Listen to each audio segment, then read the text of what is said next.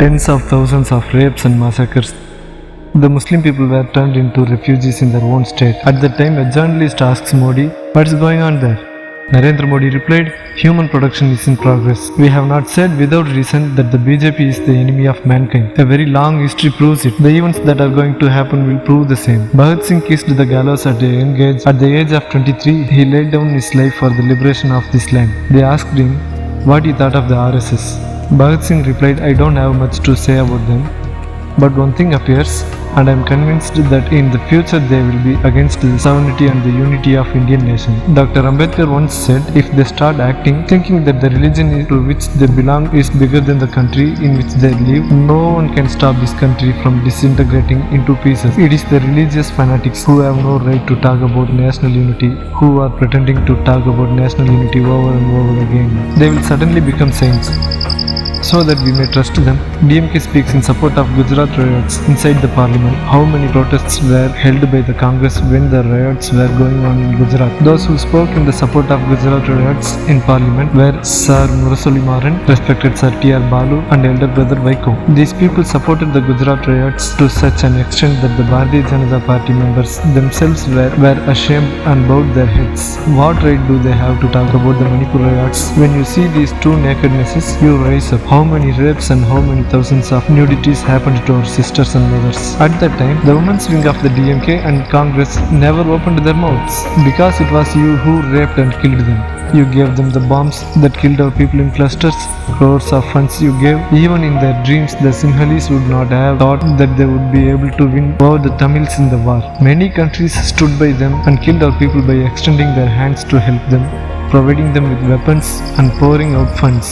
You can't even imagine it, you can't even think about it. Making the daughter walk naked in front of the father, the sister in front of the brother, and the son naked in front of the mother. They have to walk naked. The Sinhalese soldier will stand at the checkpoint, the checkpost. Our people had to walk with their hands raised. While walking, they grabbed the breasts of the young woman, twisted them and asked, "Is this a bomb? Will it explode?" The Sinhalese army asked, "Why don't you get angry?" You were not angry. How many massacres?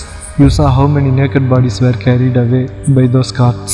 All that footage is still here today. They stripped our people naked, tied their hands behind their backs, tied their eyes, shot them in the back and killed them. The Sinhalese could not stand face to face and see their eyes. Those cowardly Sinhalese who did not stand face to face and look at the Tamil soldier, tied his hand, leg and eye and shot them in the back. Those scenes still exist today.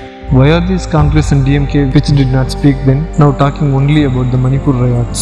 If there is only one party in India that is capable of talking about Manipur riots, Gujarat massacres, Elam massacres and injustice in Kashmir, it is Naam Tamilar Katchi alone.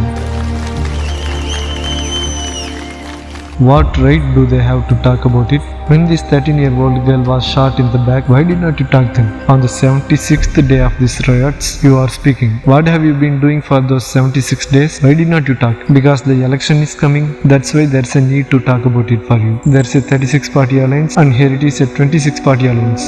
Because the one who is being attacked and destroyed is a Christian.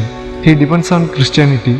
So you want the Christians here to be deceived as usual. So they speak to convince them that we are giving voice for it. When we speak in support of Elam, when we talk about the genocide of our people, they are the ones who say these people are making it politicized unnecessarily. These are the people. This is who they are.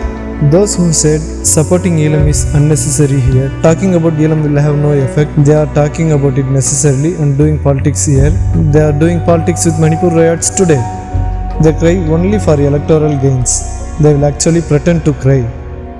So far, have they cried and struggled for any issue or problem for the people? For only one thing at least, the atrocities and repressions that happened in Manipur also happened in Gujarat that day. And you did not oppose it. These are the people who have summed up a massacre by a government, an act of terrorism, into the small single word, ordinary riot. It was Karunanidhi who wrote, "Don't politicize a simple riot by talking here." 2008 and 2009. In those 2 years, how many brutal deaths and countless rapes. These are the scoundrels who said if there is an army, it would rape the prisoners of war. Today, Meithei people are raping tribal Christians. In the past, your army raped our people. Nana Patekar asks, when a Sikh ruled as a prime minister and a Muslim as a president, there was peace and tranquility in the country. But why not today?